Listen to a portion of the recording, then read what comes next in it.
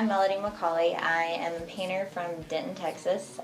I was raised in Dallas and started painting when I was around 18. I actually started off going to fashion school and thought that that's what I wanted to do, and when I actually got into the industry, it turned out to be a different ball game than what I thought, with a lot less creativity than I had expected. And so I decided that I would go back to school. So I went up to Denton and started painting, and have been doing that pretty much ever since. So most people, first question is, what kind of style of work do you do? And all of mine is in acrylic, and it varies. I do abstract, I do realism, I do whatever I really feel. I don't like cohesive styles. It gets stale, it's boring to see somebody produce the same style over and over again with new imagery. So I haven't conquered this. You see it and you know it's Melodi. You may know it's me from certain aspects of it, but nothing is the same. It's not all realism, it's not all abstract. It's a wide variety of work that is really just what I feel. It's whatever music I'm listening to. You can mostly tell what type of music I'm listening to because you can see it in my brush strokes. Like long, smooth ones are normally like some kind of jazz or Miles Davis, kind of music, and then my fast rhythms are like poolside to a variety of things. But I don't ever create without listening to music, and it's kind of evident. I started writing a lot of the bands that I did on the back of my pieces because I wanted to remember what song I was listening to, or what album was like my go-to for this certain piece, because it's so evident to me when I look at like certain brush strokes and stuff, because I tend to like dance when I paint. I got to be up and be able to move my arms and that kind of thing to get the the flow going, which is kind of hard to do when you're like in a certain studio setting. So I normally paint at home just to be able to turn my record player on and blast the music as loud as I can and not have anyone around to bother me. Kind of what I'm wanting people to get out of my work is, everyone thinks like when they see something a lot of times, oh, this is about this, or they think there's such like a strong meaning about it. But I like to put like subtle little things in my pieces that people don't get. So when they think they've figured it out, or they've got what I was getting at, they're wrong. I want people to create their own story to my work. I want them to create their own feelings and emotions out of what they see. And I mean, some are like, oh, there's really strong imagery, but you wouldn't think that the painting was actually about like the lighting that's in the picture instead of the massive, figure in the picture. So I kind of like to keep it a mystery of what's going on, so that it doesn't ever get boring or tiring for people to see more of my stuff. So when I started at UNT, I started under a art education degree and went into this and started taking education classes, and looked at my degree plan and saw that there was only like one art class every semester.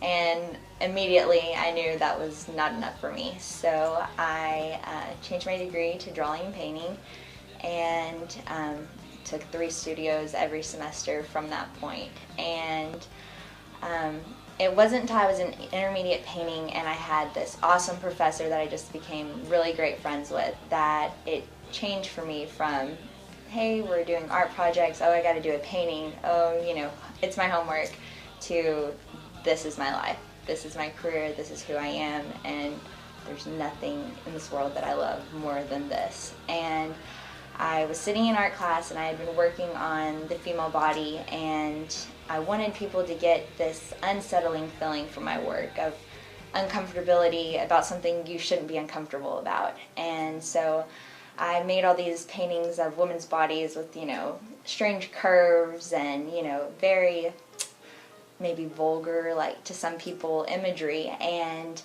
I wasn't getting any kind of response from it that I thought I would. And I realized that this was only because I was sitting in an art critique with people who look at nude models every day, where you actually become kind of numb to this beauty of the human body because you just look at it every day, and it's art class, it's what you do. And so I decided that since I wasn't getting my response, I had to do something different. And my teacher told me, you got to stop thinking about this as an art project and think of it as a career. And those words, right when he said that, it was like, light bulb, you know what you got to do. And so that weekend, I called one of my friends, Brandy, that does photography, and I was like, hey, I need you to do me a favor. And she's like, yeah, what is it? I need you to take some nude pictures of me. Which is kind of awkward when it's one of your best friends and they're like, okay, sure, whatever you need. And so we got up one Saturday morning and we went to downtown Dallas near Elm Street and got naked right in the middle of downtown Dallas early in the morning, checking out for cops, making sure no one's around, and walk out in the street. And there's this amazing picture that just captures this, girl walking out into the street, grabbing her head, going like, what am I doing? And it's this moment of like vulnerability of like, I'm out here naked, I could get in trouble, I could, who's gonna see this, and it was a great moment because it was like this prideful moment of knowing that I'm an artist. This is me. There's no more of this, oh, I'm scared of what people are thinking, or I'm scared to show my stuff anymore. It was that moment, it was the light bulb that this is it. You're doing what you're supposed to be doing. And I took these photos and I blew them up and I went to my critique, and to a painting class I turned in a photograph and I set them up and I ran downstairs because I was like, oh God, this is a scary moment, and went back up there and everybody's up there looking at my pictures and I'm like, just sitting there quietly like, oh, okay, what's gonna be said?